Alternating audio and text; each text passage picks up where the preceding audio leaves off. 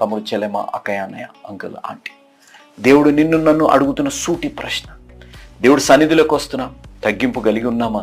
లేకపోతే ఆ తగ్గింపు స్వభావం మన జీవితాల్లో దేవుడు పరిస్థితులను కలిగించి తగ్గింపు తేవాలని మీరు కోరుకుంటున్నారు. ఆ పరిస్థితి రాకమునిపే మనల్ని మనం తగ్గించుకుందాం. దేవుడు తగ్గించుకున్న వారిని హెచ్చించే దేవుడు. ఎన్నో మార్లు మనం చదివాం, గర్విష్ఠులు ఇలా అవుతుంది, గర్విష్ఠులు కలా అవుతుంది అనేది ఎన్నో మార్లు విన్నాం. బబులోను తన జీవితంలో తన క్రియల్ని చూసుకోలేదు. నాకేమవుతుంది అనే ఆలోచనలో ఒక దేశమంతా ఉంది.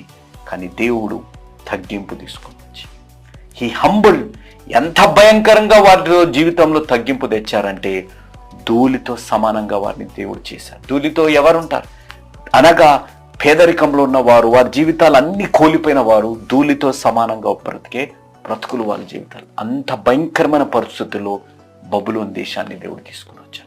ఈరోజు నీ నా జీవితాల్లో